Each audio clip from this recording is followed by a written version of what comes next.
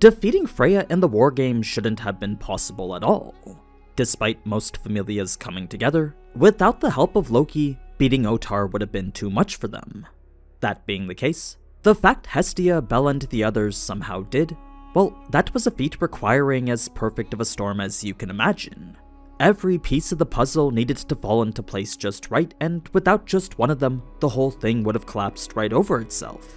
Obviously, some pieces were more important than others, but the number that had to come together to ensure victory was staggering.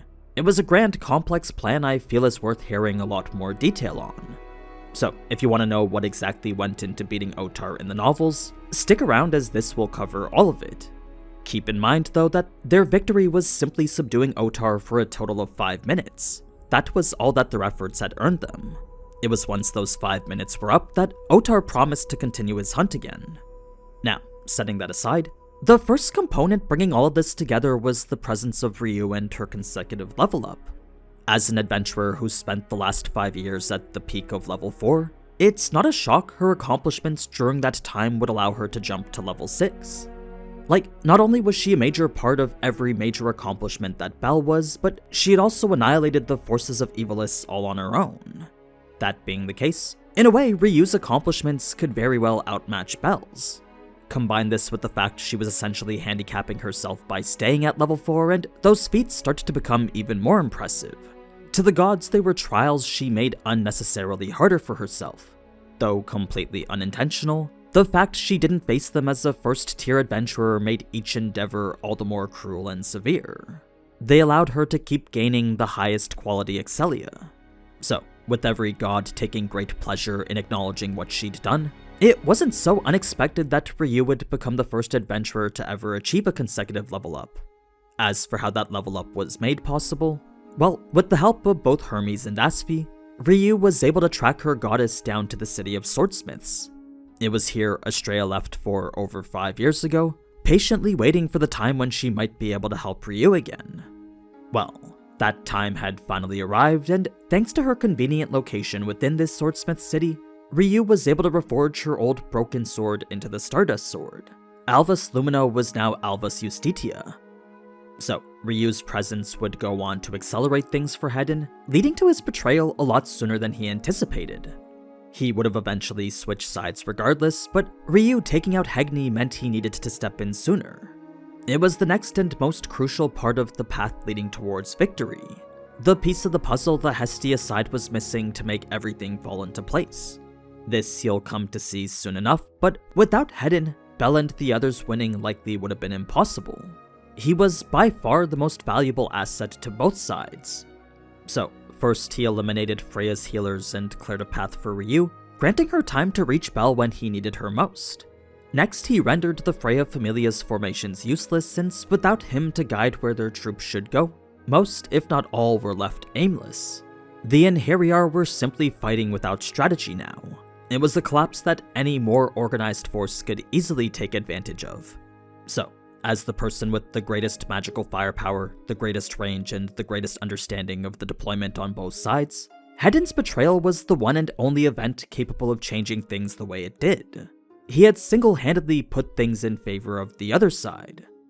Mia was the next level 6 to join after, and as the former captain who survived the Dark Ages with Ottar, she understood both him and Freya's other children better than most. Before her, the odds of Hestia winning the war game was 0 to 100, but with her, Loki and the other gods believed it could be 1 to 99. The chance of coming out victorious was no longer 0 anymore. So, Mia's arrival coincided with Ryu's, granting her time to heal Bel as best she could. This wasn't something Ottar was bothered by though, since despite being more than capable of stopping Ryu, he simply stood by and watched. It was a menacing gaze so strong Ryu became certain he was unbeatable. Despite reaching level 6 herself, the gap between him and her was still that noticeable. Mia, however, was a lot less intimidated since her past with Ottar made her more than comfortable with dealing with him. That's something I'll talk about in just a second, but if you're wondering how Mia, Ryu, and the other tavern girls were even eligible to fight, that was simply because their gods were present. Even if they happened to join midway, so long as they stood on the battlefield, their children could join the fight too. Getting them there was certainly a feat all on its own, but that's a whole separate plot facilitated by Hermes and a bunch of other interested parties. This was particularly helpful in ensuring Ryu could stay in the fight because Shakti as the moderator was about to penalize the Hestia side. As the person enlisted to maintain the rules, she needed to be fair regardless of which side she was rooting for. So, if not for Estrella's arrival along with these other two gods, the additional reinforcements wouldn't have been possible. Now, if you're wondering why no one ran straight to Freya, it's because everyone was well aware that the moment someone did, Ottar would immediately find out about it. He'd then dispose of Bel rather than toy around with him, get to Freya before anyone could reach her, then engage the group in battle regardless.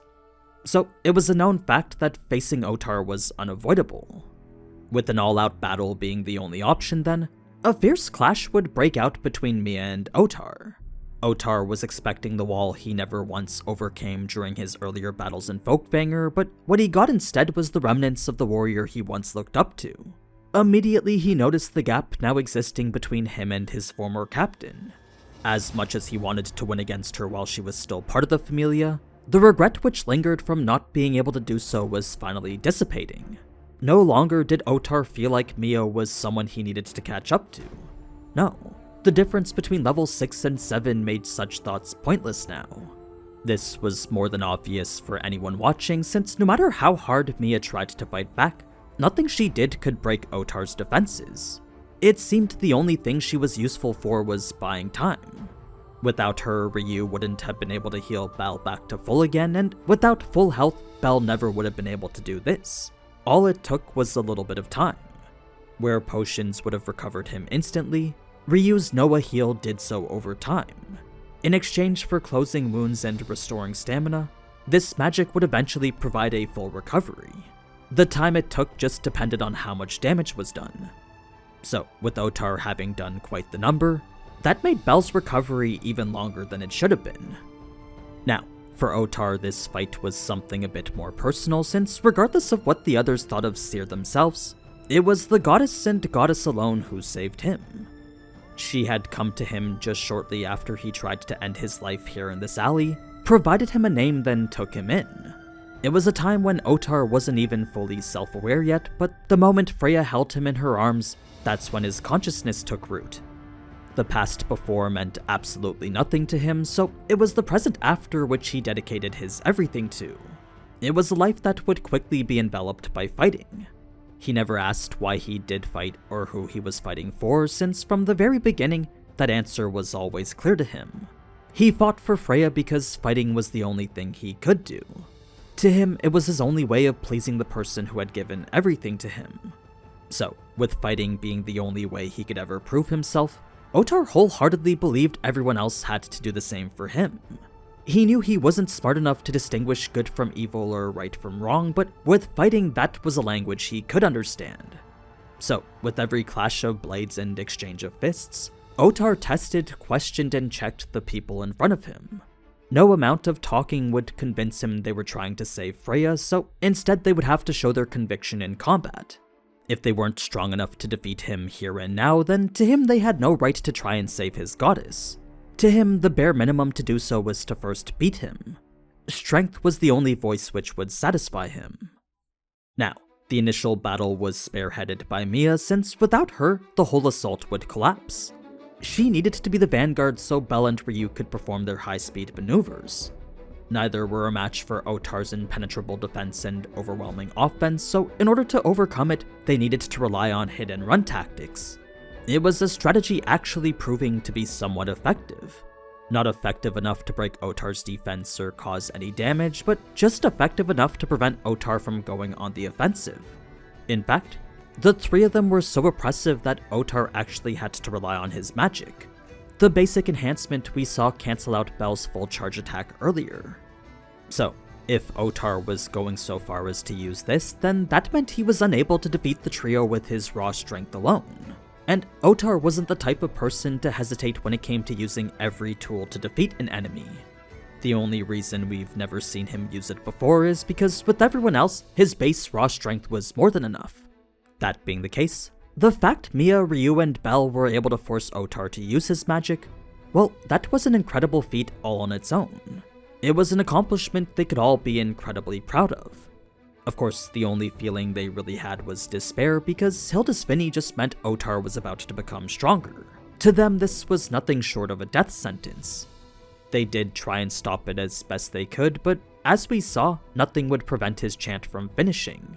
In the end, it was a power-up that should have finished the fight right there and then. The only reason it didn't is because Hedin showed up just in time to save them. If not for him casting lightning strong enough to consume an entire floor boss, then this swing of golden light wouldn't have been able to be redirected. Hedin would then provide a couple potions for everyone to heal themselves, allowing the trio to get back up on their feet again. This brought the battle to a 1 versus 4, changing the tempo yet again to something entirely different. You see, this would be the point where Hedin would take over. All he needed was 10 seconds, since that was all it took to create the 978 bolts of lightning we saw here. The forming arrowheads was enough to clue Ottar in as to what was to come next, but before he could do anything to stop it, both Ryu and Bell would use their own magic to intervene. Bell's was a simple distraction meant to block Ottar's view, while Ryu's was the heavy hitter forcing him to stop and defend against it. Mia had then jumped in for those last final seconds, creating the 10-second window Hedin had asked of them. The result was magic on a scale we've never seen before, exemplifying exactly what a level 6 spellcaster was capable of. This, combined with the string of attacks Bell, Mia, and Ryu were trying before, resulted in a much different outcome than what the three of them were used to. I mean, sure, Ottar could still defend their attacks just like before, but the lightning added a whole nother element to it. With bolts coming from every direction in between the physical attacks, the relentless assault had become too much for Ottar to handle. Like, whichever direction the vanguard chose to attack from, Hedin would unleash bolts coming from the opposite. The next vanguard would then immediately jump in to continue the combo, creating this endless chain of attack in which defense seemed impossible. So, finally attacks were landing and hits making contact. When Mia was able to land that powerful blow herself, for the first time, Ottar was moved from the center of the amphitheater. This previously impossible task was now made possible because of Hedin. No ragtag group of adventurers could just pull out perfect coordination like the way the Gulliver brothers do, but by using the lightning to fill the gaps, Hedin was able to replicate something close to it. By accurately predicting Bell, Ryu, and Mia's movements, Hedin could manipulate his arrows to align perfectly with their attacks. So it was from this that Hedin had essentially manufactured his own version of synchro attacks. Unleashing them all at once would have been the fool's play, since even if every single one of them did hit, Hedin knew Ottar could tank all of them. By managing them in small groups like this though, the damage they could do over time was far more effective. Even if they didn't do any damage at all the little things would eventually add up to something bigger. Like, from a shift in timing to a disruption in concentration, the decisions behind what to defend and what not to defend would eventually create a discord in Ottar's attack and defense. They were all small impediments which would eventually stack and result in a full-on defensive breakdown. As Hedin himself described it, all this was an extension of forced choice. It was him forcibly broadcasting static noise into the gap between Ottar's tactics and everyone else's. Sure, his own attacks may not be very effective on their own, but with each bolt being strong enough to knock out a level 4, they were at least worth taking notice of. Combine this with the attacks from everyone else, and that's actually quite a lot for one person to handle. All in all, it was a formation Hedin had come up with specifically for Ottar. It's not like this was a Batman versus the Justice League situation, but Hedin did have a contingency for all his comrades. It was mainly because the upper echelon of the Freya familia didn't really like each other. That being the case, this contingency wasn't so much made out of necessity, but was rather something he thought up just because he wanted to. Now, none of this would have been nearly as effective if not for Hedin's cunning, since the variations in his attacks were all calculated to be as distracting as possible. Sometimes they'd come from right behind Ottar, while others would come from directly in front of him. Sometimes it'd be a barrage of only 3 bolts, while in another attack it'd end up being 30. Then sometimes those 30 bolts would turn out to be a feint, distracting from the true threat coming from the vanguard surrounding him. Together, it was a relentless offensive made possible only because Hedin was a tactical genius. Now, Bell had no right winning in the battle of strength we saw here, but because Ottar was off balance winding up his slash for Ryu, Bell was able to hold him if only for one brief second.